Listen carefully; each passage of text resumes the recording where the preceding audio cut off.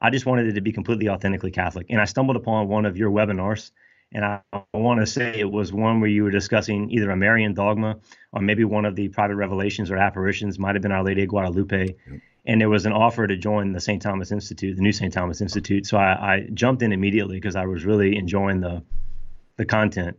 And the minute I got in there and I started teaching theology, I realized that this is what I needed to reach the kids that were in front of me, because I saw a lot of the philosophical misconceptions that a lot of people who are opposed to the faith use to try to, subtly get people to abandon it. Right. And the first thing that struck me was your certificate in philosophy. So I started with that one. And of course, that's when I fell in love with Thomas Aquinas, who I knew of, but not to the degree that you introduced him in the new St. Thomas Institute. When I went through that particular course, I learned so many things that just improved the way I could articulate what Catholics believe and why we believe it. And I could do it in a way that could reach somebody who, didn't necessarily believe in God, but I could appeal to them through natural law and through reason. And I really was attracted to that because I'm a reasonable guy, and I already thought you could come to know God through reason alone. You don't have to have divine revelation to know the triune God, that you can't figure out the Trinity on your own, but you can come to know that God exists without that. And then to connect the dots for people and bring them from there. And then, of course, I just went on and I continued one course after the next. I went into theology, did that one next, did apologetics because I was doing apologetics. And then once I finished those three, I had a chance to teach church history at the Catholic school where the story that I'll share later on occurred. And while there, you had three different courses on church history. You had the one on the patristics, you had one on medieval Catholic studies, and then, of course, modern Catholic history. So as I was teaching that, I was earning those certificates and using quite a bit of the material in the class when I was presenting it to the kids. I love the way that you, in a condensed way, share some pretty big ideas about Catholic history and put it in a way that anybody can understand it. And I would build off of that with the kids. I wanted to go back to one thing that you said, and it reminded me of a common question that I get from people.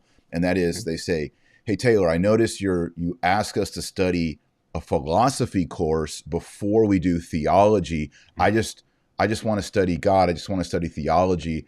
I think studying with philosophy, why would I want to do that? And the answer is, it's very brief. First of all, it's Catholic tradition to do it that way. Nature, or grace builds on nature. But if you go to any academic, either high school, college, university, the philosophy departments tend to be more conservative than the theology departments. Why is that? Well, there's a lot of crazy nonsense in philosophy departments, but in philosophy departments, you often learn logic. It's a required course. And you often begin in a philosophy 101 by reading Plato and learning about Socrates and the Socratic method, and you read some Aristotle. And so you always begin with how to think and how to reason. And I heard you say that, Chad, about I'm a reasonable guy. I wanted to learn how to think properly, natural law, logic. Yes. And there's so many people out there that used to be Common Core in the old days. People took a logic course, always. Yes. People watching right now have never taken a logic course. It's not your fault. No. You were robbed. And the problem is people jump into theology without ever learning how to think. And when you do that, you get into heresy.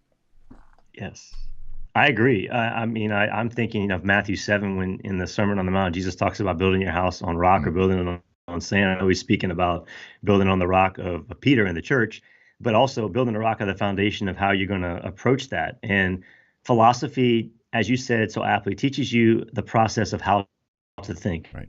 What we have in education today, I find, which is very disappointing to me, as I know I've heard you speak about many times, is they're teaching people what to think, and they're just accepting it without even questioning the premise for which things are being presented to them. And it makes it very easy to dupe someone if you're just being fed what to think and you haven't been taught a process of how to break that down and analyze it and compare what is subjectively attached to you in your emotions compared to an objective reality.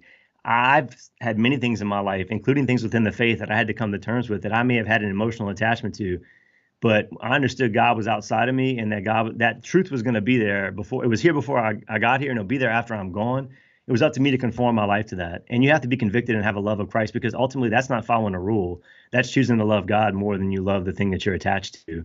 And that's what that relationship is all about. And philosophy to me has been the key to understanding theology in a sound and a direct and precise way, and being able to communicate it that way. Yes. And then, so, you'd said that your journey kind of began with apologetics. Apologetics is not apologizing for Catholicism, it's defending Right. Catholicism.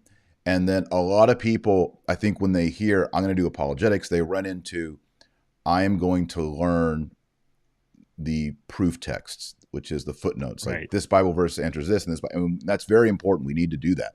I mean, I have a whole Bible cheat sheet that I tell people to carry around with them and use, right? But Yeah.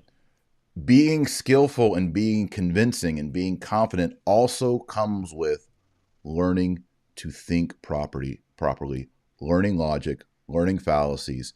And I think stressing that at the beginning, whether it's in high school, college, or if you're going to go New St. Thomas Institute like Chad did, and starting with that philosophy, I know it's not as, it's not as sweet, it's not as much candy, but it builds that basis to think properly.